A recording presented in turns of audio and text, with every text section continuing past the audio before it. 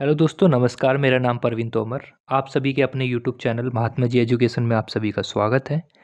दोस्तों, जैसे कि आप सभी को पता होगा, हम क्लास नंबर 1 हम अपनी कर चुके हैं। आज की हमारी क्लास नंबर 2 है। इसके अंदर आज हम क्लास नंबर 2 के अंदर भी बेसिक ही पाठ हम करने वाले हैं। ये भी आज हमारा बेसिक इंट्रोडक्शन आज की क्लास में होने वाला है, ठीक है। तो चलिए हम टाइम वेस्ट ना करते हुए क्लास मुद्दे की बात करते हैं।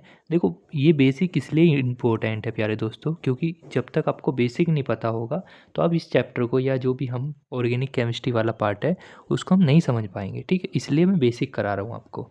और हो सकता है आने वाली एक क्लास में भी आपको बेसिक ही देखने को मिले। पर हाँ, इस बेसिक से ये फ़ायदा होगा दोस्तों, ध्यान से समझना। इस बेसिक से ये फ़ायदा होगा कि यहाँ पे आज का जो बेसिक हम करेंगे ना, उस बेसिक से ये फ़ायदा होगा कि आप बोर्ड में आए हुए 2-3 सवाल जो हैं, जो कि प्रीवियस ईयर में आ रखे 22, 23, 24, 25, यहाँ से जो भी बेसिक से क्वेश्चन बने हुए पेपर में बोर्ड में आते हैं, इस वजह से मैं इसको पढ़ा रहा हूँ। देन आपको फ़ायदा ये होगा, आप वो क्वेश्चन कर पाओगे ईज़िली, ठीक है। तो चलिए मैं इसको स्टार्ट करता हूँ, ठीक है। चलिए, तो नेक्स्ट हमारी पीपीटी हम लेके चलते हैं अपना।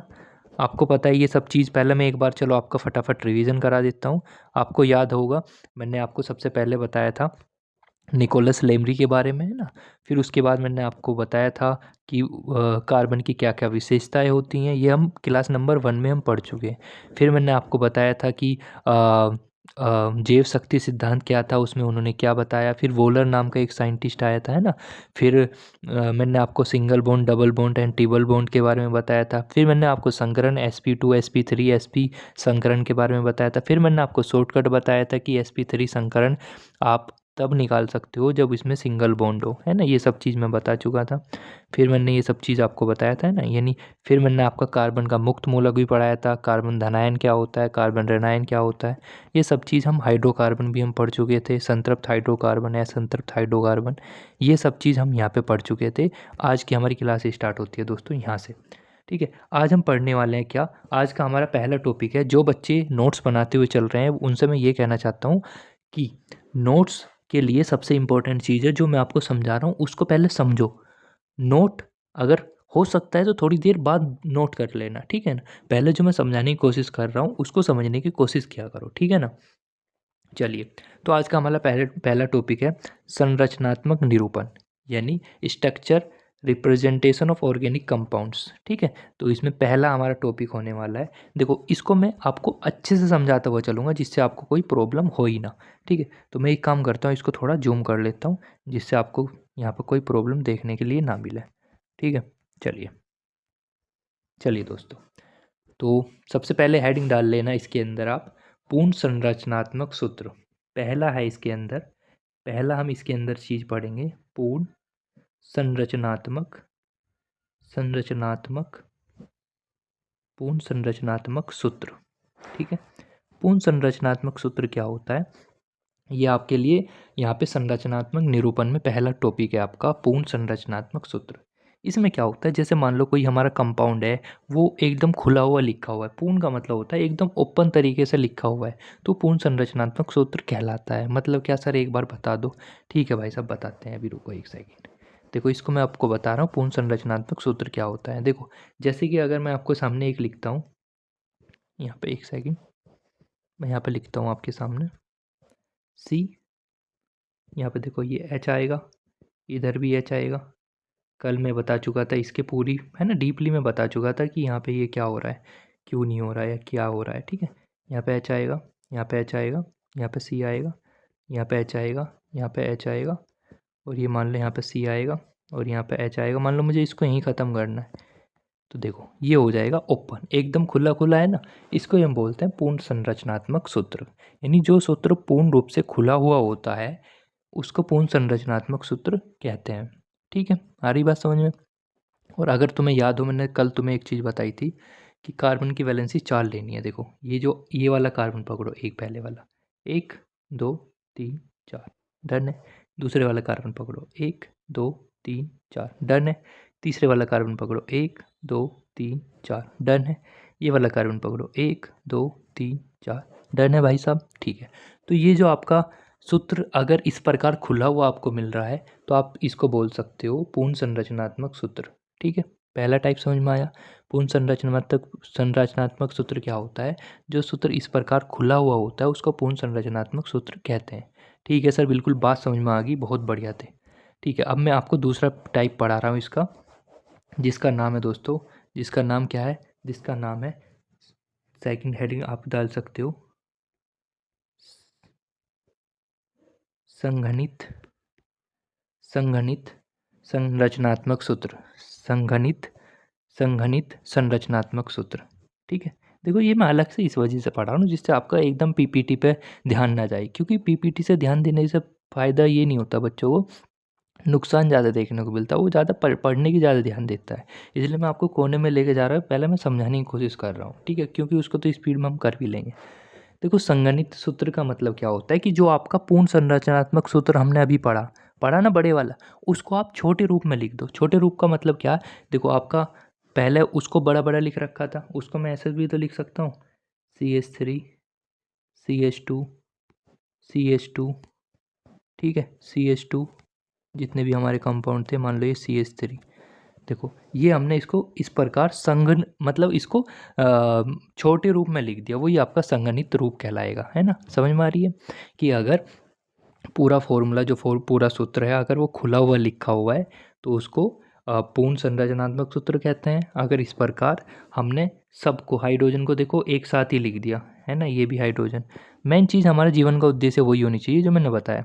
कार्बन की वैलेंसी यहाँ पे चेक करो, देखो 3 और 1 4, इसकी चेक करो 2 3 4, इसकी चेक करो 2 3 4, इसकी चेक करो 2 3 4, इसकी चेक करो 3 और 1 4। कार्बन की वैलेंसी भी पूरी है, बस फॉर्मूला वही सेम टू सेम मैंने लिख दिया। क्यों लिखा सर? बात समझ में आई होगी, इसका उद्देश्य क्या है। चलो मैं अब पीपीटी की तरफ लेकर चल रहा हूँ तुम्हें, क्योंकि अब जो मुझे बतानी थी वो बात मैं बता दी। अब तीसरा भी एक चीज़ और ध्यान रखना, तीसरा होता है वेरी वेरी इंपॉर्टेंट, इसी में चीज़ में बच्चे फंसते हैं, और यही आपके ऑर्गेनिक केमिस्ट्री का बेसिक नीड है। आई बात समझ में? यही हमारी बेसिक नीड है, इसी के लिए हमने ये टॉपिक स्टार्ट किया है। ठीक है, तो तीसरा होता है आबंध, इसको लिख लेना। तीसरा होता है आबंध रेखा सूत्र। आबंध रेखा सूत्र। तीसरा क्या होता है? आबंध रेखा सूत्र। इसका मतलब क्या होता है? इसका मतलब होता है, देखो जो मैं बोल रहा हूँ, जो मैं नोट डाउन कर रहा हूँ, उस पे ज़्यादा फोकस करो। ये मत सोचो कि हाँ सर ये क्या हो रहा है, ये ऐसा ऐसा लिखा हुआ सही से मज़ा नहीं आ रहा, ये करो वो करो। भाई जो मैं आपको दे रहा हूँ उस पर फोकस करो फिलहाल, ठीक है ना? तो इम्पोर्टेंट बात क्या है, आबंध रेखा सूत्र क्या होता है? देखो ये हेडिंग डाल ली होगी। अब देखो मैं आपको यहाँ पे समझाने की कोशिश करूँगा आबंध रेखा सूत्र क्या होता है। चलिए भाई साहब, देखो समझना। जैसे कि मैंने अभी आपको लिख के बताया था, क्या लिख के बताया था? जैसे मान लो देखो अभी मैं क्या लिख रहा था आपके सामने, अभी मैं लिख रहा था फॉर्मूला, मैंने लिखा था आपके सामने CH3 CH2, और ये मान लो CH3, मैं छोटे के रूप में ही लिख रहा हूँ, ठीक है, ज़्यादा बड़ा नहीं लिख रहा। तो देखो ये आपका फॉर्मूला CH3, देखो कार्बन की वैलेंसी चेक करो, 3 और 1 4, वेरी गुड, 2 3 4, वेरी गुड, 3 और 1 4, वेरी गुड। अब मैं इसको किस में लिखना चाहता हूँ? मैं बॉन्ड लाइन फॉर्मूले में इसको लिखना चाहता हूँ, आबंध रेखा सूत्र में मैं इसको लिखना चाहता हूँ। तो सबसे पहले आप काउंट करो कि भैया कार्बन हमारे पास कितने हैं। तो देखो सबसे पहले क्या काम करो, सबसे पहले कार्बन को काउंट करो, 1 2 3, कितने कार्बन है? 3। तो देखो उसके हिसाब से एक लाइन, देखो एक कार्बन, 2 कार्बन, 3 कार्बन।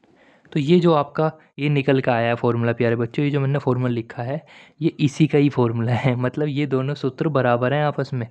तुम कहोगे सर कैसे? भाई ये तो संगणित सूत्र हो गया, और ये जो मैंने यहाँ पे ये फॉर्मूला लिखा है इसको बोलते हैं बॉन्ड लाइन फॉर्मूला, आबंध रेखा सूत्र। आई बात समझ में? सर ये कैसे कैसे ये दो डंडे मतलब इसके बराबर हो जाएंगे? भाई हाँ भैया, ये जो है ना, देखो समझना, इंपॉर्टेंट कंसेप्ट है ये, बहुत ज़्यादा आगे जाके काम आएगा तुम्हारे। देखो यहाँ से स्टार्टिंग हुई है, तो इस वाले एक पॉइंट का मतलब होता है एक कार्बन, इस वाले इसका मतलब होता है एक कार्बन, इसका मतलब होता है एक कार्बन। तो देखो एक कार्बन ये रहा, एक कार्बन ये रहा, एक कार्बन ये रहा, तो टोटल कितने कार्बन हो गए सर? टोटल हो गए 3 कार्बन। इसी वजह से देखो 1 2 3। सर सब में तो सिंगल बॉन्ड है, देखो यहाँ पे भी तो सिंगल बॉन्ड है। सर अगर यहाँ पे डबल बॉन्ड होता, मान लो ये CH2 होता है यहाँ पे और डबल बॉन्ड होता, तो फिर आपको यहाँ पे डबल बॉन्ड लगाना पड़ता। आ रही है बात समझ में? ठीक है जी सरकार। चलो अब मैं पीपीटी की तरफ जाने की कोशिश करता हूँ। एंड आपको समझाने की कोशिश करता हूँ मैं क्या बात आपको बताने की कोशिश कर रहा हूँ। ठीक है, तो सबसे पहले तो आपको यही समझ में आनी चाहिए जो मैंने आपको बताया। ठीक है, चलो ये पेंचिस का मतलब ख़त्म हो गया। ओके, यहाँ पे देखते हैं। देखो ये मैंने आपको बता दिया ऑलरेडी कि भैया पूर्ण संरचनात्मक सूत्र क्या होता है। ठीक है, देखो ये ऑलरेडी मैं आपको बता चुका हूँ। अगले पेज की तरफ चलते हैं। अगले पेज में देखो मैंने वही आपको बता दिया। क्या बताया? संघनित सूत्र। देखो अगर बड़ा करके लिख रहे हैं तो पूर्ण संरचनात्मक सूत्र, अगर मैं इसको ऐसे मॉडिफाई करके लिख रहा हूँ तो ये क्या कहलाएगा? संघनित सूत्र कहलाएगा। ठीक है, चलो अब मैं अगले पेज की तरफ चलता हूँ। अब मैं आपको बताने वाला हूँ वेरी इंपॉर्टेंट जो मैंने आपको बताया। क्या बताया? अभी मैंने आपको बताया है बॉन्ड लाइन फॉर्मूला। ठीक है, क्या बताया? Bond line formula. देखो इसको समझना, ये इंपॉर्टेंट चीज़ है। देखो ये संरचनात्मक निरूपण का सबसे संक्षिप्त रूप है। ठीक है, तो सबसे छोटा रूप जो होता है ना रिप्रेजेंट करने का, तो वो सबसे छोटा रूप यही होता है। इसको हम जिग जैग पैटर्न में इसको हम बनाते हैं। और आपको इसमें बात ध्यान रखना, ये जिग जैग पैटर्न में तो हम बना लेते हैं, पर इसमें थोड़ी आपको बात ध्यान रखनी है। देखो कार्बन परमाणु को रेखाओं के सिरे और मोड़ों और उसके उस पर लिखा जाता है। ध्यान रखना, सबसे पहला पॉइंट ये जो नीचे वाला होता है ना, ये इस प्रकार। देखो यहाँ पे एक कार्बन, यहाँ पे एक कार्बन, यहाँ पे एक कार्बन, यहाँ पे एक कार्बन। ठीक है, यानी अगर जहाँ से स्टार्ट होगा वहाँ पे एक कार्बन होगा, जहाँ पे ये मुड़ेगा वहाँ पे एक कार्बन होगा, जहाँ पे नीचे जाएगा वहाँ पे एक कार्बन होगा। तो ये ध्यान रखना कार्बन होता है। ये जो ये पॉइंट होता है ना, ये कार्बन कहलाते हैं आपके। ठीक है, अगर उससे हाइड्रोजन जुड़ा हुआ है, मान लो कार्बन से हाइड्रोजन, जैसे अभी पीछे कार्बन के साथ हाइड्रोजन जुड़ा हुआ था, तो आप उसको काउंट नहीं करोगे, मतलब उसको अलग से नहीं लिखने की ज़रूरत। ध्यान से सुनो, जैसे अभी मैंने क्या बताया था, देखो समझना। देखो जैसे मैंने एक फॉर्मूला लिखा CH3 CH2 CH3, ये मैंने आपके सामने सूत्र लिखा। हालांकि ये फॉर्मूला मैं अभी बताऊंगा कैसे बनाते हैं। हालांकि मैं बता देता हूँ, मेथ एथ प्रोप, सिंगल बॉन्ड है तो एन आ जाएगा, प्रोपेन हो जाएगा। अब मैं इसको जिग जैग में लिखना चाहता हूँ, इसका मतलब मैं आबंध रेखा सूत्र में इसको रिप्रेजेंट करने की कोशिश करता हूँ। तो मैं कैसे कर सकता हूँ? सबसे पहले देखो काउंट करो, एक कार्बन, दो कार्बन, तीन कार्बन। तो देखो मैं इसको ऐसा बना सकता हूँ। देखो एक, ठीक है, दो, तीन, सॉरी चार हो गया, इसको मिटा सकते हैं हम यहाँ से। ठीक है, तो आपका क्या हो जाएगा? एक, दो, तीन। ठीक है, तो ये तीन इस प्रकार हो जाएगा, जिग जैग पैटर्न में हम इसको बना सकते हैं। आ रही बात समझ में? नहीं आ रही है? ठीक है, तो ये मैंने आपको बता ही दिया क्या क्या होता है, क्या क्या नहीं होता है। ठीक है, तो ये जिग जैग पैटर्न में बनता है। इसके लिए अब मैं कुछ यहाँ पे बता रहा हूँ, रूल बता रहा हूँ कि किस प्रकार हम इसको लिख सकते हैं, क्योंकि सबसे इम्पोर्टेंट चीज़ भाई यही है। तो इसको बनाने का सिंपल तरीका यही होता है। इसके कुछ नियम हैं जो कि साइंटिस्ट लोगों ने यहाँ पे दिए हैं। तो उसका पहला रूल मैं आपको बताने जा रहा हूँ। पहला रूल ये है कि अगर कार्बन के साथ में हाइड्रोजन आ रहा है, देखो अभी जैसे कि जितने भी हमने एग्जाम्पल करे उसमें कार्बन के साथ हाइड्रोजन आ रहा था, तो हम हाइड्रोजन को अलग से नहीं लिखेंगे। ठीक है, उसमें हम हाइड्रोजन को क्या करेंगे? अलग से नहीं लिखेंगे। ठीक है, ये बात समझ में आ गई होगी। ठीक है, ओके, ये मैंने बता ही दिया कि अगर इस प्रकार आ रहा है तो हम उसको अलग से नहीं लिखेंगे। ठीक है, चलो, क्योंकि वो उसमें खुद ही मौजूद होता है। ठीक है, पर अगर मान लो हाइड्रोजन को छोड़कर कुछ अलग चीज़ आ रही है, जैसे हाइड्रोजन को छोड़ के मान लो नाइट्रोजन आ गया, ऑक्सीजन आ गया, हैलोजन आ गया, तो हम उनको उनके प्रतीक के अनुसार लिखेंगे। आई बात समझ में? उनको उनके प्रतीक के अनुसार लिखेंगे। पर अगर हाइड्रोजन, कार्बन के साथ हाइड्रोजन आ रहा है तो उसको नोट नहीं करेंगे, बट अगर अलग चीज़ आ रही है तो उसको उसको हम जिग जैग पैटर्न में नोट करेंगे। मतलब क्या सर, एक बार बता देते। ठीक है, ये बात समझ में आई कि भैया अगर कार्बन के साथ हाइड्रोजन आ रहा है तो उसको नहीं लिखेंगे, क्योंकि वो उस जिगजैग पैटर्न में ऑलरेडी मौजूद होता है। अगर ऑक्सीजन, नाइट्रोजन या हेलोजन या अन्य प्रतीक भी आ रहे हैं तो उसको हम नोट करेंगे। ठीक है, चलो मैं इस बात को समझा देता हूँ अच्छे से और बढ़िया तरीके से। चलिए ये देखो, जैसे कि ये मैंने आपको बता ही दिया। जैसे मान लो OH समूह आ जाएगा तो उसको भी हम लिखेंगे। ठीक है, आ रही बात समझ में? नहीं आ रही? Very good. जैसे कि ये देखो एग्जांपल मैंने आपके सामने लिख दिया एग्जांपल। जैसे मान लो ये है, देखो अब मैं समझाता हुआ चलूँगा, ध्यान से समझ लेना, क्योंकि नो मान लो अब ये हमारा यहाँ से इंपॉर्टेंट चीज़ स्टार्ट होगी। देखो यहाँ पे CH3 CH2, पहले सबसे पहले कार्बन काउंट करो, 1 carbon, 2 carbon, 3 carbon, 4 carbon, 5 carbon. ठीक है, ये सब चीज़ मैं कार्बन की स्टोरी पिछले लेक्चर में आपको बता चुका हूँ, इसलिए आपको कोई टेंशन वाली बात नहीं होनी चाहिए। देखो यहाँ पे कितने कार्बन है, मैंने बताया सर 5 कार्बन है। तो 5 कार्बन है, तो इस पैटर्न को बनाने की कोशिश करो। मैं इसको थोड़ा, इसकी निब को थोड़ा मोटा ले लेता हूँ जिससे अच्छे से समझ में आए। देखो 5 कार्बन है, तो स्टार्टिंग तो यहाँ से होगी। देखो स्टार्टिंग कहाँ से हुई, यहाँ से 1 2 3 4। देखो 1 2 3 4 और 1 5। तो ये जिग जैग पैटर्न में इस फॉर्मूले को मैं ऐसे भी लिख सकता हूँ। आई बात समझ में, नहीं आई? ओके, डन है, बताओ। ठीक है भाई, बाद में कोई दिक्कत समस्या हो तो अभी बता देना। देखो सबसे पहले यहाँ पे कार्बन काउंट करो, 1 2 3 4 5, 5 कार्बन है। तो जिग जैग पैटर्न में आपको उसी में ही लिखना है। जैसे 5 कार्बन है तो यहाँ से स्टार्टिंग करनी है नीचे से। एक, देखो एक ये रहा, मैं नीचे देखो ना, 1 कार्बन ये रहा, 1 कार्बन ये रहा, 1 कार्बन ये रहा, 1 कार्बन ये रहा, 1 कार्बन ये रहा। टोटल कितना हो गया, 1 2 3 4 5। आई बात समझ में? चलो कोई दिक्कत नहीं, अभी और भी एग्जांपल लेंगे तो समझ में आ जाएगा। जैसे मान लो मैंने ये वाला एग्जांपल ले लिया, ठीक है। ये वाला एग्जांपल देखो, इसको मैं जिगजैग पैटर्न में किस प्रकार बना सकता हूँ वो समझने की कोशिश करना, ठीक है। देखो इसको मैं जिगजैग पैटर्न में कैसे बना सकता हूँ, सबसे पहले ये काउंट करो हमारे पास कार्बन कितने हैं। देखो 1 carbon, 2 carbon, 3 carbon, 4 carbon, 4 carbon नज़र आ रहे हैं, ठीक है सर। तो जिगजैग पैटर्न क्या बोलता है कि भैया सबसे पहले यहाँ से स्टार्टिंग करो नीचे से। तो नीचे वाला जो पॉइंट होगा ना आपका, 1 कार्बन ये वाला काउंट होगा, 1 कार्बन फिर ये वाला काउंट होगा, फिर जिगजैग बना दो, नीचे की तरफ आओ, 1 कार्बन ये काउंट होगा, ठीक है। उसके बाद 1 कार्बन ये वाला काउंट होगा। देखना कि कार्बन कितने थे सर, कार्बन थे हमारे 1 2 3 4। देखना अब 1 2 3 4, 4 हो गए। हाँ जी सर हो गया। अब ध्यान से सुनना मेरी बात को, जो मैं यहाँ पे बताने वाला हूँ वेरी इंपॉर्टेंट चीज़ है। सर आपने बताया था, देखो यहाँ पे सिंगल बॉन्ड है, बिल्कुल ठीक है। तो यहाँ पे भी तो सिंगल ही बॉन्ड है, यहाँ पे सिंगल बॉन्ड है सर, देखो यहाँ पे भी सिंगल बॉन्ड है सेकंड वाले में। बट यहाँ पे देखो ये डबल बॉन्ड आ गया। तो डबल बॉन्ड आ रहा है तो कोई दिक्कत नहीं, यहाँ पे आप इस प्रकार डबल बॉन्ड बना सकते हो। आया समझ में जिगजैग पैटर्न को हम कैसे नोट कर सकते हैं? कोई दिक्कत नहीं, भी और भी एग्जाम्पल लेंगे, घबराने वाली क्या बात है। नहीं आ रहा तो भाई समझा के मान लेंगे ना, तुम्हें क्यों दिक्कत ले रहे हो? ठीक है सरकार। देखो अगला एग्जाम्पल लेते हैं अब थोड़ा नेक्स्ट। देखो अगला एग्जाम्पल है हमारा, सबसे पहले कार्बन को काउंट करो, 1 2 3 4, 4 कार्बन है। तो जिगजैग पैटर्न बनाने की कोशिश करो। देखो यहाँ से स्टार्टिंग करो, 1 2 3 4। देखो 4 कार्बन होंगे, 1 कार्बन यहाँ, 1 कार्बन यहाँ, 1 कार्बन यहाँ, ठीक है। 4 कार्बन हो चुके हैं। बट मैंने क्या कहा था, अगर कार्बन के साथ में हाइड्रोजन आ रहा है तो उसको तो काउंट नहीं करेंगे। बट अगर वो किसी और के साथ आ रहा है, नाइट्रोजन ऑक्सीजन है ना, क्लोरीन या हेलोजन तत्वों के साथ आ रहा है, देखो वही हुआ है यहाँ पे, देखना वही तो हो गया। तो इसका मतलब आप इसको लिख सकते हो इस प्रकार, इसको मैं कैसे लिख सकता हूँ, इसको मैं इस प्रकार लिख सकता हूँ OH। आई बात समझ में? समझे नहीं समझे दया? ठीक है भाई, चलो और एग्जांपल लेते हैं, ठीक है। और एग्जांपल लेते हैं भाई साहब। ओके ओके ओके,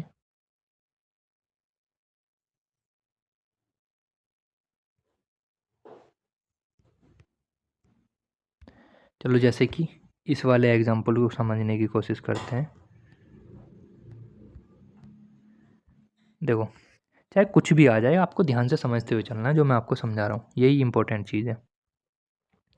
देखो जैसा मुझे ये करना है तो मैं क्या काम कर सकता हूँ, कुछ नहीं करना भाई साहब। सबसे पहले कार्बन को काउंट करो, 1 2 3 4, 4 कार्बन है, ठीक है। जी जैग पैटर्न बनाओ इसका।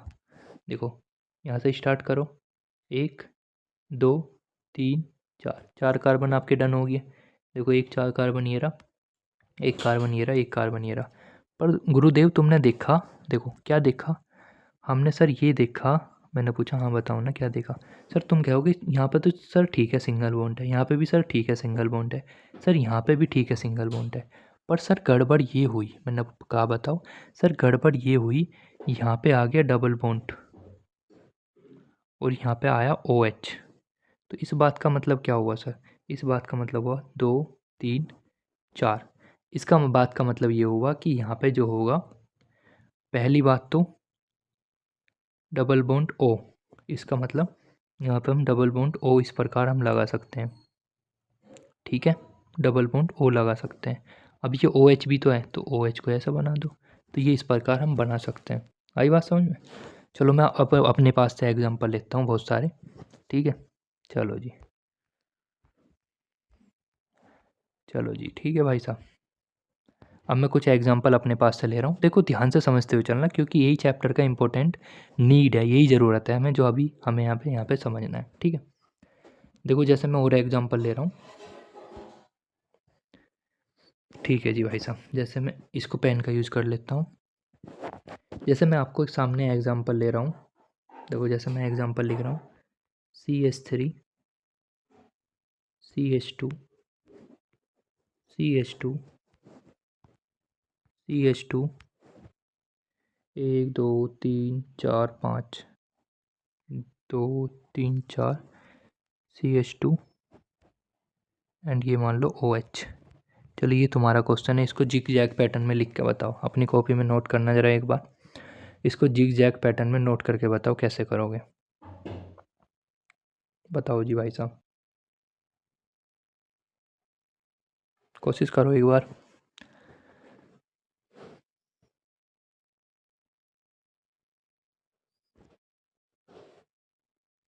देखो मैं बताता हूँ, सबसे पहले कार्बन काउंट करो, 1 कार्बन 2 कार्बन,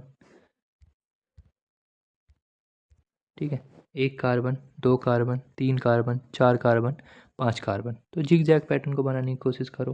देखो 1 2 3 4, कितने कार्बन थे सर, 1 2 3 4 5, लो जी 5 कार्बन हो गए पूरे। देखो 1 2 3 4 5, ठीक है भाई साहब।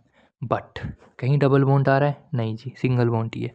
तो बस अब तो हो गया काम कंप्लीट तुम्हारा, जो तुम्हें करना था। अब देखना है यहाँ पे ओ एच आ रहा, ओ एच किसके पास में आ रहा, इसके पास में ही तो आ रहा, तो यहाँ पे आप बना सकते हो ओ एच। तो ये आपका कंप्लीट निरूपण हो जाएगा इसका, क्या यानी किसी संगणित सूत्र को आपने आबंध रेखा सूत्र में कन्वर्ट कर दिया। बहुत बड़ी बात है ये, मुबारक हो, ठीक है। आई बात समझ में? चलो और एग्जांपल लेते हैं। मुझे ऐसा लगता है अभी थोड़ा थोड़ा डाउट है, कोई नहीं, डाउट ख़त्म करके जाएंगे, कहीं कोई दिक्कत ले रहे हो, ठीक है जी भाई साहब। चलो एक एग्जांपल मैं और लिखता हूँ, कोशिश करना इसको भी करने की। CH3 CH2 CH2, कॉपी भाई खोल के बैठो, काम करो, ठीक है ना। CH3 CH2 CH2 C double bond O, ठीक है, ओ C double bond O and OH। इसको कन्वर्ट करके दिखाना ज़रा आबंध रेखा सूत्र में, ठीक है, इसको कन्वर्ट करके दिखाना आबंध रेखा सूत्र में।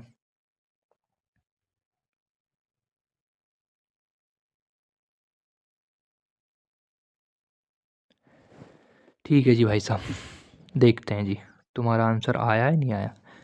देखो मैं इसको कन्वर्ट करके दिखाता हूँ तुम्हें अच्छे से, ठीक है।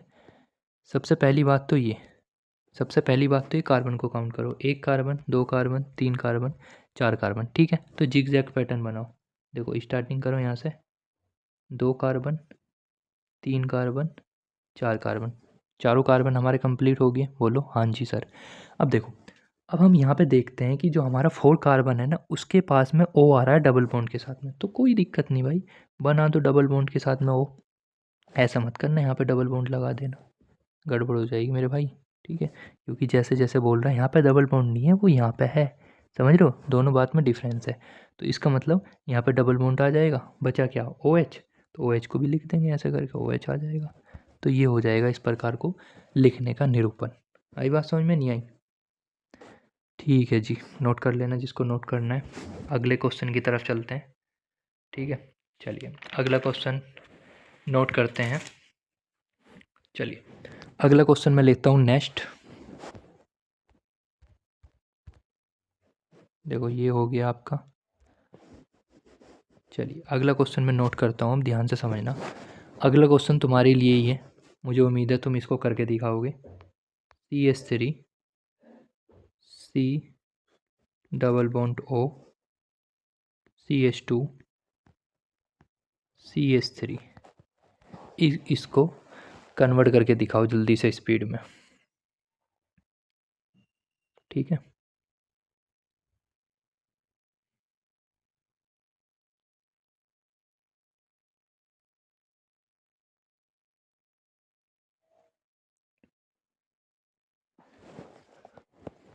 हाँ जी भाई साहब, आया है नहीं आया? चलिए जी करते हैं। देखो सबसे पहले कार्बन को काउंट करो, 1 carbon, 2 carbon, 3 carbon, 4 carbon. 4 carbon है तो इसका मतलब जिग जैग पैटर्न बनाओ। क्या करेंगे सर? Zig zag pattern. देखो 1, 2, 3, 4। सर हमने जिग जैग पैटर्न बना दिया, मुबारक हो। अब देखो ये दूसरा कार्बन है, इसके पास में डबल बॉन्ड आ रहा ओ के साथ में, तो बना दो भाई साहब, कोई दिक्कत थोड़ी है। देखो तो हम क्या काम करेंगे बताओ सर? तो डबल बॉन्ड ओ लगा दो यहाँ पे ऊपर की तरफ। बस, मुबारक हो, आपका क्वेश्चन हो चुका है कंप्लीट। ठीक है, बधाई हो, बधाई हो। ठीक है, आ रहा है बात समझ में? चलिए अब मैं इस स्टोरी को थोड़ा आगे बढ़ा रहा हूँ। ठीक है, अब मैं एक बड़ा सा क्वेश्चन ले लेता हूँ जिससे तुम्हारा कॉन्फिडेंस और ज़्यादा बढ़ जाए। ठीक है, चलिए, चलो मैं एक क्वेश्चन और लिख के दे रहा हूँ स्पीड में, उसको ट्राई करना जल्दी से फटाफट। क्वेश्चन है CH3 CH2 CH2 C double bond O। ठीक है, CH2 C double bond O।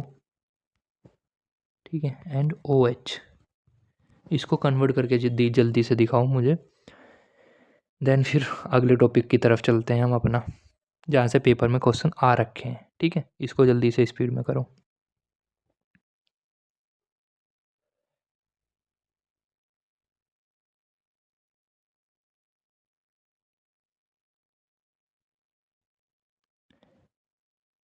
चलिए देखो, अभी मैंने क्या बताया? अभी मैंने ये बताया जी भाई साहब, सबसे पहले कार्बन काउंट करो। कार्बन कितने हैं? 1 carbon, 2 carbon, 3 carbon, 4 carbon, 5 carbon, 6 carbon. कितने कार्बन है? 6 कार्बन। तो जिग जैग पैटर्न स्टार्ट करो, नीचे से स्टार्ट करो। 1, 2, 3, 4।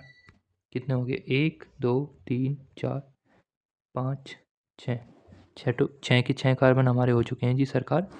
क्या हो गए? कंप्लीट। एक सेकेंड, चलो 6 कार्बन हमारे हो चुके हैं कंप्लीट। उसके बाद देखो यहाँ पे क्या है, हमने देखा कि जो तीसरा कार्बन है उस पर डबल बॉन्ड आ रहा है। तीसरे कार्बन पे क्या आ रहा है? Double bond. तो यहाँ पे हम क्या काम कर सकते हैं? यहाँ पे इसके साथ में लगा देंगे डबल बॉन्ड O। ठीक है, अब देखो ये जो एंड वाला कार्बन है, इसके पास में देखो एंड वाला कार्बन है, इसके पास में डबल बॉन्ड O आ रहा है, तो एंड वाले कार्बन के पास में O लगा देंगे। क्या बचा? OH बचा ना, ये एक्स्ट्रा OH, तो इसको यहाँ लिख देंगे। ये हो जाएगा जी आपका कंप्लीट। ठीक है, तो मैं उम्मीद करता हूँ ये आपको पूरा समझ में आया होगा जो मैंने ये समझाया। ठीक है, चलिए, ठीक है, जिस पे नहीं हुआ वो नोट कर लो स्पीड में जल्दी से। चलिए जी भाई साहब, आगे चलते हैं।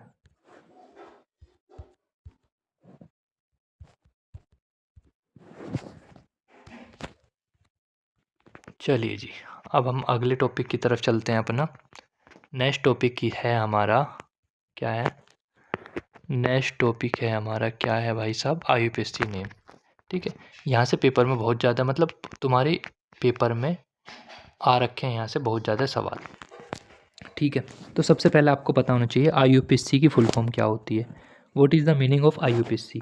देखो IUPAC की फुल फॉर्म होती है international union of pure and applied chemistry. ठीक है, तो इसकी फुल फॉर्म ये होती है कि भाई हम इसमें नाम लिखने की कोशिश करेंगे कि इस प्रकार किसी कार्बनिक यौगिक का हम नाम किस प्रकार लिख सकते हैं, वही IUPAC नाम कहलाता है। उसके लिखने का मैं तरीका बताऊंगा आपको, देन उसके ऊपर क्वेश्चन करेंगे, देन ये हमारी क्लास हो जाएगी कंप्लीट। ठीक है, तो सबसे पहले हम क्या काम कर लेते हैं, इसको लिखने का मैं आपको बता रहा हूँ तरीका।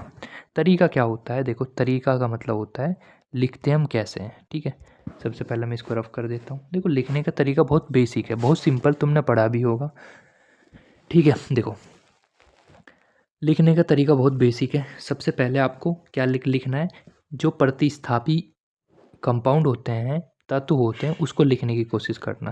यानी सबसे पहले हम प्रीफिक्स लिखते हैं, यानी सबसे पहले आपको 2 डिग्री प्रीफिक्स लिखने हैं। 2 डिग्री प्रीफिक्स लिखने हैं सबसे पहले। ठीक है, सबसे पहले क्या लिखना? 2 डिग्री प्रीफिक्स। उसके बाद आपको 1 डिग्री प्रीफिक्स लिखना है, 1 डिग्री प्रीफिक्स लिखना है, ठीक है। 1 डिग्री प्रीफिक्स का मतलब है कि कोई कंपाउंड रिंग का रूप ले रहा है नहीं ले रहा है, उसको हम बोलते हैं 1 डिग्री प्रीफिक्स। उसके बाद आपको क्या लिखना, उसके बाद आपको लिखना वर्ड रूट। वर्ड रूट कैसे हम निकालते हैं, वर्ड रूट आपको कार्बन काउंट करना है। कार्बन अगर 1 हुआ तो मेथ, 2 हुआ तो ईथ, 3 हुआ तो प्रोप, 4 हुआ तो आपको पता ही है ब्यूट, एंड 5 हुआ तो पेंट, 6 हुआ तो हेक्स, 7 हुआ तो सेप्ट, 8 हुआ तो ओक्ट, 9 हुआ तो नॉन, और 10 हुआ तो डेक। तो वर्ड रूट लिखना है। देन देखो सबसे पहले 2 डिग्री प्रीफिक्स लिखना। 2 डिग्री प्रीफिक्स में फ्लोरीन, क्लोरीन, आयोडीन ये सब चीज़ आता है, पर इसमें जो है ना फ्लोरीन को फ्लोरीन नहीं लिखना, फ्लोरो लिखना है। 2 डिग्री प्रीफिक्स में फ्लोरो लिखना है, क्लोरीन को क्लोरो लिखना है, आयोडीन को आयोडो लिखना है, एंड ब्रोमीन को ब्रोमो लिखना है, यानी ओ लगाना है, एक्स्ट्रा ओ, ठीक है। 1 डिग्री प्रीफिक्स में आपको काउंट करना है कि कोई रिंग वाली स्ट्रक्चर है या नहीं। अगर है तो उसमें साइक्लो लिख लेंगे, क्या लिख लेंगे, साइक्लो, ठीक है, साइक्लो लिख लेंगे। अगर नहीं है तो साइक्लो नहीं लिखेंगे। वर्ड रूट मैंने आपको बता ही दिया। देन उसके बाद 1 डिग्री सरफिक्स देखेंगे, सफिक्स। सफिक्स का मतलब है, देखो एक सेकेंड में इसको छोटा कर लेता हूँ। यानी उसके बाद हम क्या देखेंगे, उसके बाद हम यहाँ पे देखेंगे 1 डिग्री, 1 डिग्री सफिक्स। सफिक्स का मतलब जो एंड में हम लगाते हैं। 1 डिग्री सफिक्स का मतलब है कि सिंगल बॉन्ड है, डबल बॉन्ड है या ट्रिपल बॉन्ड है। मान लो अगर सिंगल बॉन्ड है तो आपको लगाना एन, डबल बॉन्ड है तो आपको लगाना इन, अगर ट्रिपल बॉन्ड है तो आपको लगाना वाइन, ठीक है। तो ये आपको ध्यान रखना है, 1 डिग्री सफिक्स का मतलब ये होता है, ठीक है। एक आपको ध्यान रखना है, अगर सबसे एंड में आपको लगाना पड़ता है हमेशा 2 डिग्री सरफिक्स।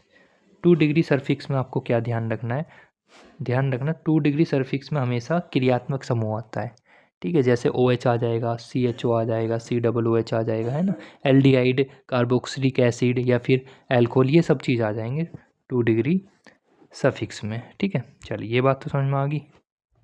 चलिए मैंने बता दिया एक। नेक्स्ट आगे चलते हैं। देखो एक सेकेंड, देखो सबसे पहले जो मूल रूप होता है ना, जो मैंने आपको बताया था, जो वर्ड रूट होता है उसमें अगर एक कार्बन आ रहा है, कार्बन की संख्या एक है तो मेथ लिखेंगे, कार्बन की संख्या 2 है तो एथ लिखेंगे, कार्बन की संख्या 3 है तो प्रोप लिखेंगे, है ना। ये पता होगा, बेसिक बात 9वीं 10वीं क्लास में तुम पढ़ के आ चुके हो। 4 होगा तो ब्यूट लिखेंगे, 5 होगा तो पेंट लिखेंगे, 6 होगा तो हेक्स लिखेंगे, है ना, 7 होगा तो हिप लिखेंगे, 8 होगा तो ओक्ट लिखेंगे, 9 होगा तो नॉन लिखेंगे, और 10 होगा तो डैक लिखेंगे। आई बात समझ में। तो ये आपका वर्ड रूट होता है। तो वर्ड रूट मतलब अगर IUPAC नाम बनाना है तो सिंपल तरीका समझो, जो मैंने अभी बताया उसको मैं दोबारा से बता रहा हूँ।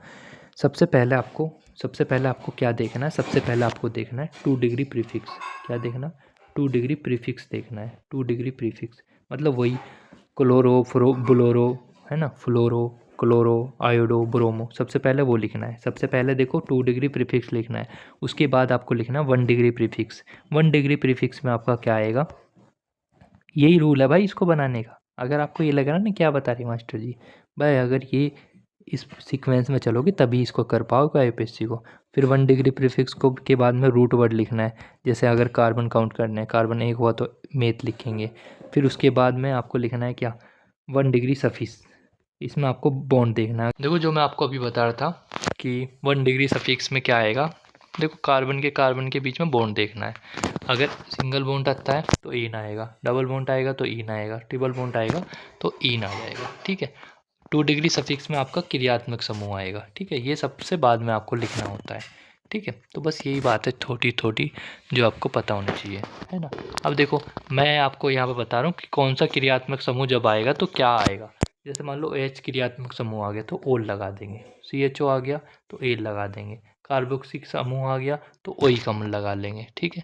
कीटोन आ गया तो हम ओन लगा देंगे। ये छोटी छोटी बात है जो आपको हेल्प करेगी। अब देखो मैंने आपको बताया था, क्या बताया था सर, 1 डिग्री प्रीफिक्स। प्रीफिक्स का मतलब क्या होता है समझना। प्री का मतलब होता है पहले, फिक्स का मतलब होता है जो पहले, यानी रूट वर्ड से जो पहले आता है उसको बोलते हैं प्रीफिक्स, ठीक है।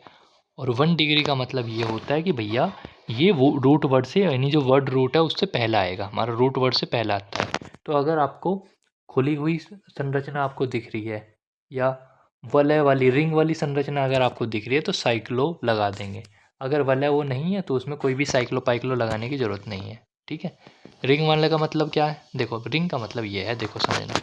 रिंग का मतलब ये है, जैसे मान लो CH3 है, उसको मैं ऐसे लिख दूँ CH2 और यहाँ पे मैंने लिख दिया CH2। इस प्रकार देखो ये रिंग बन गई ना एक प्रकार की, देखो ये रिंग बन गई। तो इसको रिंग वाली स्ट्रक्चर बोलते हैं। तो जब मैं इसको लिखूंगा ना तो मुझे साइक्लो लिखना पड़ेगा। आई बात समझ में? वो भी किस में? वो भी 1 डिग्री प्रीफिक्स में। यानी पहले तो 2 डिग्री प्रीफिक्स लिखेंगे जो भी है। अगर 2 डिग्री प्रीफिक्स यहाँ पे मौजूद नहीं है ना तो इसका मतलब फिर हमें वही लिखना पड़ेगा 1 डिग्री प्रीफिक्स। ठीक है, तो यही मैंने बताया कि भाई किस प्रकार हम लिख सकते हैं। ठीक है, ठीक है। तो फिर मैंने आपको बताया कि 2 डिग्री प्रीफिक्स में किस किस इसको प्रतिस्थापी भी बोलते हैं, है ना। अगर एफ अगर आपको देखने के लिए मिल रहा है तो समझ लेना उसको हम बोलते हैं फ्लोरो। Cl आ रहा है तो क्लोरो, आई आ रहा है तो आयोडो और बी आ रहा है तो ब्रोमो। ये ठीक है, ये बहुत मुझे ऐसा लगता है कि इतनी ज़्यादा बड़ी बात नहीं है। पर अगर ध्यान रखना CH3 आ रहा है तो उसको हम बोलते हैं मेथाइल। CH3 आ रहा है, CH2 CH3 आ रहा है तो उसको बोलते हैं एथाइल। इनका निर्माण कैसा होता है मैं एक बार वो बता देता हूँ, क्योंकि मुझे ऐसा लगता है वो ज़रूरी है बताना। देखो ये मैं छोटी सी बात बता रहा हूँ तुम्हें कि इनका निर्माण कैसा होता है, मेथाइल या एथाइल का। ठीक है, मेथाइल या एथाइल का निर्माण कैसा होता है। देखो अभी मैं यहाँ पे छोटी सी बात बता रहा हूँ। देखो जैसे कि आपका मेथेन था, पता है मेथेन क्या होता है? हाँ जी सर पता है, CH4 होता है मेथेन। अगर मैं यहाँ पे क्या काम करता हूँ, एक हाइड्रोजन को निकाल देता हूँ, CH4 होता है मेथेन। अगर इसमें से मैं एक हाइड्रोजन निकाल देता हूँ तो CH3 बन जाएगा। तो इसको ही हम क्या बोलते हैं? इसको ही हम बोलते हैं मेथाइल। क्या बोलते हैं इसको? इसको ही हम बोलते हैं मेथाइल। ठीक है, ऐसे ही मैं इसके साथ में करूँगा कि अगर मैं CH3 देखो, अगर मैं CH3 में से एक हाइड्रोजन निकाल देता हूँ तो देखो ये वाली चीज़ बन जाएगी। क्योंकि देखो एक हाइड्रोजन निकल गया तो यहाँ पे 2 आ जाएगा। अभी तो 3 है ना, देखो यहाँ पे 2 आ जाएगा। तो इसका मतलब इसमें क्या काम करेंगे? अभी तो फिलहाल हम इसको क्या बोलते थे? देखो इसको बोल रहे थे मैथेन। क्या बोल रहे थे? मैथेन। एन आ रहा था, यानी एन का साउंड आ रहा था यहाँ पे। बट अब यहाँ पे एन का साउंड नहीं आएगा, अब यहाँ पे आएगा YL का साउंड। ठीक है, ये बात समझ में आई। तो अगर कहीं पे मैं कहीं पे CH3 लिखा हुआ मिलेगा तो मैं उसको मेथेन नहीं बोल लूँगा, उसको मैं मेथिल बोल लूँगा। अगर कहीं मुझे ये लिखा हुआ मिलेगा तो मैं उसको एथिल बोल लूँगा। समझ में आई बात? चलो ये छोटी छोटी बातें जो कि काफ़ी इंपॉर्टेंट होती है, ये मैंने आपको बताई दी क्या होता है। अब देखो मैं छोटे छोटे काम आपको, अब मैं IUPAC बनाने की कोशिश करूँगा कि किस प्रकार हम IUPAC बना सकते हैं। ठीक है जी, देखो CH4 है, कार्बन देखो एक है, कार्बन कितना? एक कार्बन का मतलब होता है मेथ। ठीक है, एक कार्बन का मतलब क्या होता है? एक कार्बन का मतलब होता है मेथ। और देखो सब में आपको पता है, मैंने कल पूरी क्लास में बताया था सिंगल बॉन्ड आता है, तो इस वजह से आ जाएगा एन। ठीक है, यहाँ पे देखो मेथ 2 कार्बन है, एक कार्बन ये रहा, एक कार्बन ये रहा। 2 कार्बन के लिए हम किसका यूज़ करते हैं? एथ का यूज़ करते हैं। सिंगल बॉन्ड है तो यहाँ पे हो जाएगा एन। आ रही बात समझ में?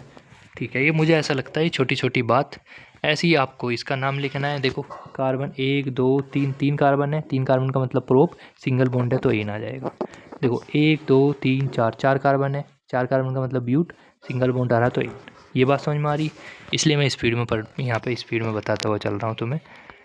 अच्छा जी भाई साहब, ये मैंने बता दिया कि अगर विलेवरी स्ट्रक्चर बना रही है, ये बंद स्ट्रक्चर बना रही है, ये चक्रीय इस प्रकार बंद स्ट्रक्चर बना रही है, इस प्रकार बंद स्ट्रक्चर बना रही है, कैसे भी बना रही है, अगर बंद है तो आपको समझ लेना साइक्लो लगाना पड़ेगा फिर। ठीक है, ये बहुत बड़ी बात नहीं है। ठीक है, ये चलो मैं बता दिया। चलो मैं एक को अब मैं अपने पास से लेता हूँ क्वेश्चन। ठीक है, चलिए जी भाई साहब, चलिए अब मैं कुछ क्वेश्चन ले रहा हूँ अपने पास से। ठीक है, बताने की कोशिश करना ज़रा। चलिए बताना ज़रा, है ना। देखो पहला क्वेश्चन है, मुझे नाम बताना है आपको, इसका नाम क्या होगा? CH3 CH2 CH2, इसका नाम बताओ स्पीड में जल्दी से, इसका नाम क्या होगा? चलो दूसरा क्वेश्चन है, पहला क्वेश्चन तो ये हो गया। सेकंड क्वेश्चन है,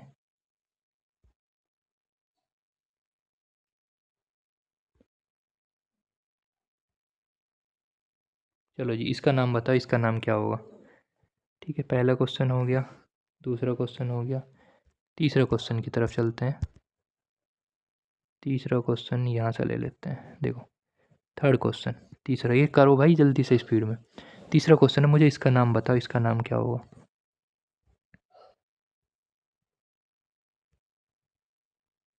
हाँ जी, इसका नाम बताओ जो मैंने स्ट्रक्चर आपके सामने लिखी है। ठीक है,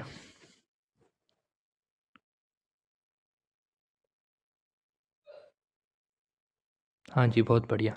देखो दिमाग तो लगाना पड़ेगा, बिना दिमाग लगाए भाई साहब काम नहीं चलने का। देखो यहाँ पे एक कार्बन, दो कार्बन, तीन कार्बन।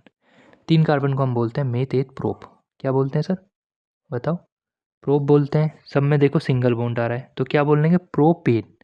ये आ रहा है गलत आंसर।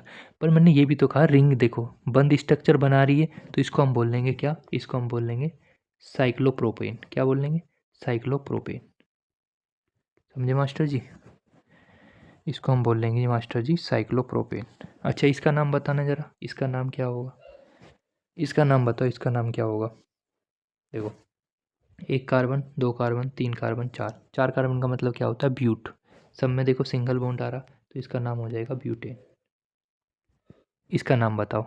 सब में सिंगल बॉन्ड आ रहा है, एक कार्बन, दो कार्बन, तीन कार्बन, चार कार्बन, तो इसका नाम हो जाएगा ब्यूटेन।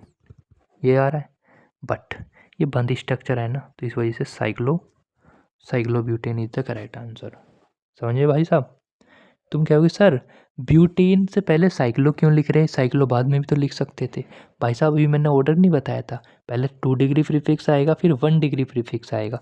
ये साइक्लो 1 डिग्री प्रीफिक्स ही तो है जो कि रूट वर्ड से पहले आएगा। देखो रूट वर्ड तो हमारा ब्यूटेन है पूरा, उससे पहले तो साइक्लो आएगा क्योंकि 1 डिग्री प्रीफिक्स पहले आता है। आई बात समझ में? ठीक है, चलिए आगे चलते हैं। मुझे उम्मीद है तुम्हारे 3 क्वेश्चन समझ में आए होंगे। चलिए जी भाई साहब,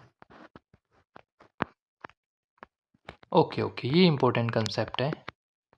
इस कंसेप्ट में क्या है? ओके ओके, बढ़िया है ये, बढ़िया, मज़ा आएगा इसमें। चलिए जी भाई साहब, चलो इसको समझने की कोशिश करते हैं। मैं क्या बताने की कोशिश करूँगा इस कंसेप्ट में। देखो सबसे पहले आपको ध्यान रखना है नंबरिंग कैसे करते हैं। यानी अगर मान लो कोई प्रतिस्थापी आपका कंपाउंड आ गया तो उसको हम कैसे काउंटिंग कर सकते हैं। ठीक है, जैसे मान लो स्पीड में करता हूँ मैं थोड़ा, है ना। जैसे मान लो एक, दो, तीन, चार, इस प्रकार मैंने लिख दिया। ठीक है, ये मैंने कितने लिखे भाई साहब? ये मैंने लिखे, मुझे लग रहा है कितने हैं ये, 6 हैं शायद। एक, दो, तीन, चार, पाँच, छः। ठीक है जी भाई साहब, 6। अब ध्यान से समझना जो मैं समझाने की कोशिश कर रहा हूँ।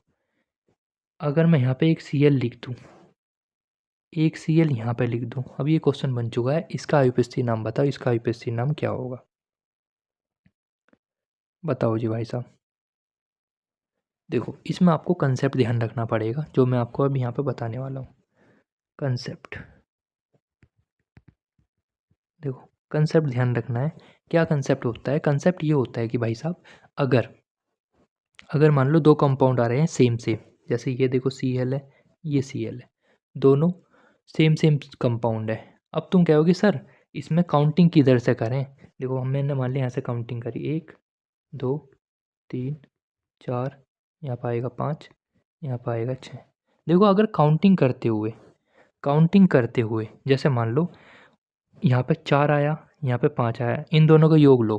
काउंटिंग करते समय जितना भी योग आया, कितना आया? 9।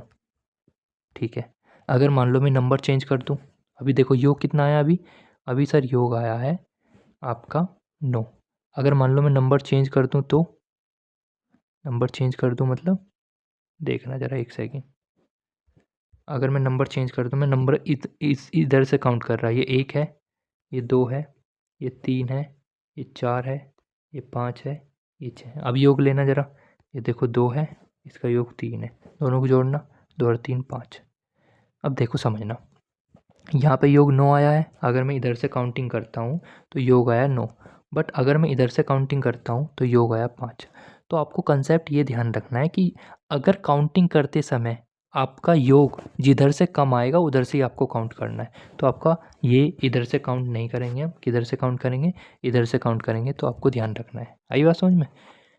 यही कंसेप्ट है। चलिए जी भाई साहब, मैं दोबारा से लिखता हूँ ये क्वेश्चन क्या था। क्वेश्चन ये था भाई साहब,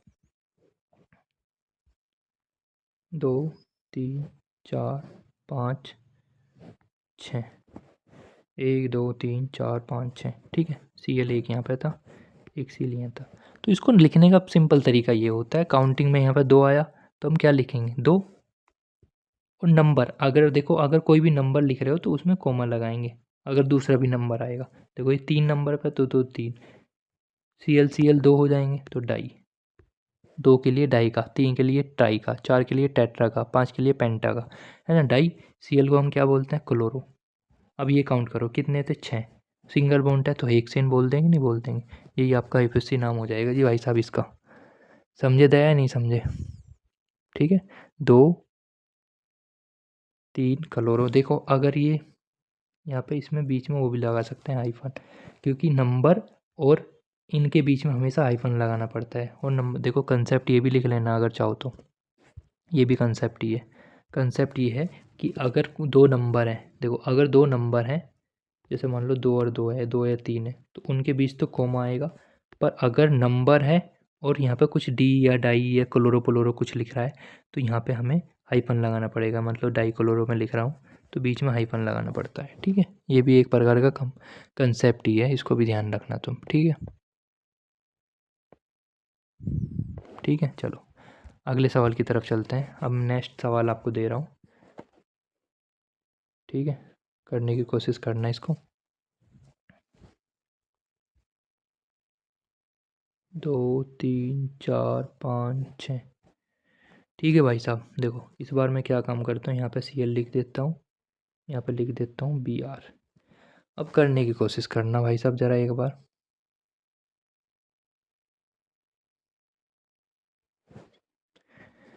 करना जी भाई साहब ज़रा स्पीड में। चलो मैं बता देता हूँ। सबसे पहले कार्बन काउंट करो, 1 कार्बन, 2 कार्बन, 3 4 5 6 कार्बन है 6 हमारे पास, ठीक है। कंसेप्ट वही लगाना, काउंटिंग किधर से करनी। अगर मान लो मैं ऐसे काउंटिंग करता हूँ, 1 2 3 4 5, 4 5 9 आएगा। अगर मैं इधर से काउंटिंग करता हूँ, 1 2 3, 2 और 3 5 आएगा। तो इसका मतलब इधर से काउंटिंग करना हमारा बेस्ट ऑप्शन होगा। अब देखो काउंटिंग जब यहाँ पे करेंगे 1 2 और 3, तो इसका मतलब हम इसको इसमें क्या बोल देंगे, इसमें हम बोलते हैं 2 क्लोरो, 3 ब्रोमो हेक्सेन, ठीक है। 2 क्लोरो, 3 ब्रोमो हेक्सेन। हेक्सेन क्यों, क्योंकि देखो कार्बन के 6 अणु है ना, इस वजह से, और सिंगल बॉन्ड है तो इस वजह से ये। बट आपको ध्यान रखना है, देखो एक कंसेप्ट और डाल लेना। कंसेप्ट कंसेप्ट ये होता है कि भैया अगर आप क्लोरो ब्रोमो आ रहा है तो सबसे पहले पहले उसको लिखोगे जो अंग्रेजी वर्णमाला में पहले आ रहा है, ठीक है। अब देखो C पहले आता है, B पहले आता है, तुम कहोगे B पहले आता है, तो सबसे पहले लिखोगे आप 3, और आपको मैंने भी बताया नंबर और इनके बीच में हाइफन लगाना पड़ता है। तो देखो ये हो जाएगा 3, क्या आएगा, 3 ब्रोमो, 3 ब्रोमो, 2 क्लोरो, 2 क्लोरो और हेक्सेन हो जाएगा, हेक्सेन। ये पूरा IPSC नाम हो जाएगा आपका कंप्लीट यहाँ पे, ठीक है। चलो सर तुम कह रहे थे पेपर में आया हुआ क्वेश्चन है, वो तो दिखाओ ना। चलो जी वो दिखा देते हैं जी भाई साहब आपको। एक सेकंड वेट करना, एक सेकंड वेट। सोल्व करने की कोशिश करना। कैसे करोगे, देखो 2023 में आ रखा है ये वाला क्वेश्चन, सेकंड वाला भी 2023 में आ रखा है, ठीक है। तुम्हारे पेपर की ही मैं बात कर रहा हूँ। इसकी स्ट्रक्चर बना के दिखाओ, 2 क्लोरो 3 मेथिल पेंटेन। इसकी स्ट्रक्चर बना के दिखाओ। मेथिल का मतलब मैं बताया दिया ना, अभी थोड़ी देर पहले बताया था, CH3 मेथिल कहलाएगा। एथिल भी मैं अभी बता के आया हूँ, CH3 CH2 आपका एथिल कहलाएगा। इसकी स्ट्रक्चर बना के दिखा दो ज़रा एक बार। थोड़ा सा दिमाग लगाओ यार, इतनी देर से आपके साथ मेहनत कर रहा हूँ, तो कोशिश तो करो ना करने की। चलो ये वाला आपको बताना है, इसकी स्ट्रक्चर कैसे बनेगी, बना के दिखाओ जल्दी।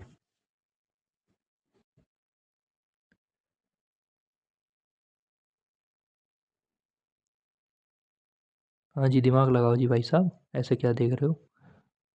ठीक है देखो मैं बताता हूँ कैसे करेंगे। देखो करने का सिंपल तरीका ये है कि सबसे पहले पढ़ो क्या लिख रखा था। सर लिखा हुआ था देखो क्या लिखा हुआ था, देखो उसमें लिखा था 2 क्लोरो। देखो सबसे पहले हमने, देखो एक सेकेंड,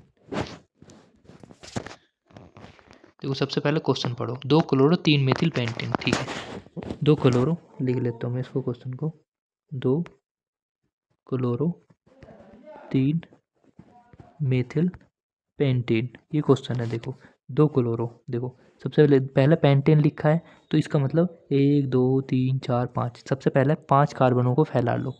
पेंटेन है ना, पेंटेन है ना, तो 5 कार्बनों को फैलाना पड़ेगा। तो सर हमने वही 5 कार्बन को फैला दिया। ठीक है, 5 कार्बन को फैला दिया। उसके बाद कार्बन को फैलाने के बाद उसकी वैलेंसी पूरी करो भाई, सिंपल सा तरीका है। अच्छा, उसके बाद देखो 2 क्लोरो, तो पहला स्थान दूसरा स्थान, तो दूसरे स्थान पर Cl लगा दो, जब भी तो क्लोरो कहलाएगा।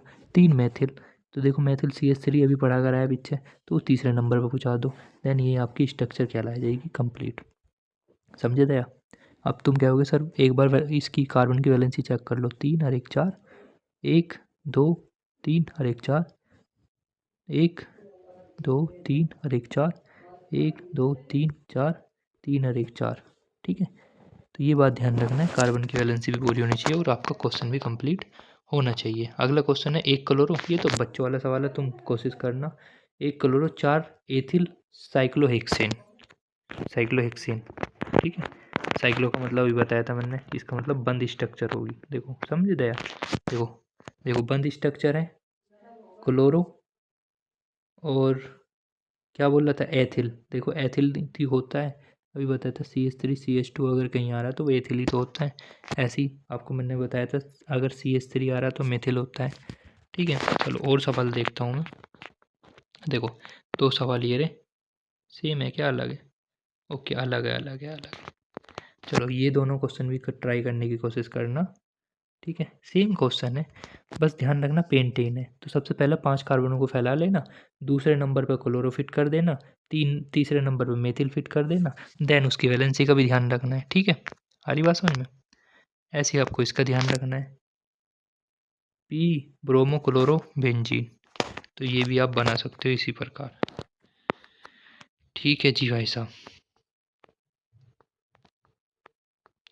ऐसे देखो ये वाला सवाल है, ये वाला, ये भी इस प्रकार आप कर सकते हो। इनका साउंड आ रहा, तो इनका साउंड मैंने बताया था अभी क्या किस में आता है।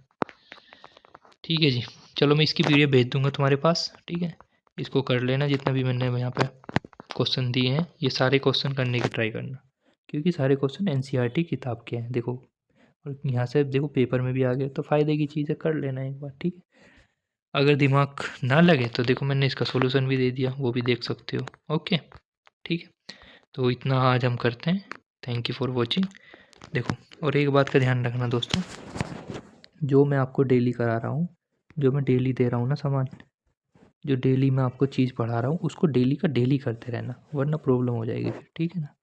धन्यवाद एंड तक देखने के लिए। ठीक है, बाय।